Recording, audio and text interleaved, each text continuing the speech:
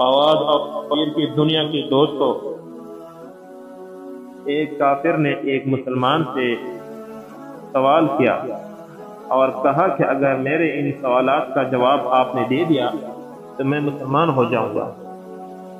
سب سے پہلا سوال یہ تھا کہ جب ہر کام اللہ کی مرضی سے ہوتا ہے تو تم لوگ انسان کو ذمہ دار کیوں ٹھہراتے ہو؟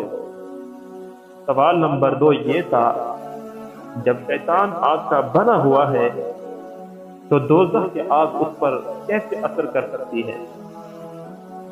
تیسرا سوال یہ تھا، جب تمہیں خدا نظر نہیں آتا تو اسے کیوں مانتے ہو؟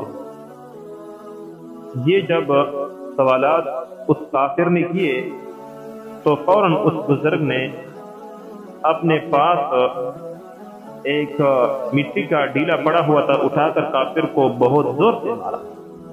کافر کو اس بات پر بہت غصہ آیا، اس نے قاضی کے پاس اس بزرگ کے خلاف مقدمہ دائر کر دیا۔ قاضی نے بزرگ کو بلوایا اور اس سے پوچھا کہ تم نے اس کافر کے سوالوں کے جواب میں اس سے مٹی کا ڈیلا کیوں مارا؟ بزرگ نے کہا کہ اس کا پہلا سوال یہ تھا کہ جب ہر کام اللہ کی مرضی سے ہوتا ہے تو انسان کو اس کا ذمہ دار کیوں ٹھہرایا جاتا ہے؟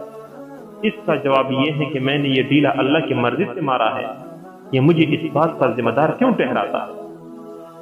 اس کا دوسرا سوال یہ تھا کہ شیطان تو آگ کا بنا ہوا ہے، پھر آگ کیسے اس پر اثر کرے گی؟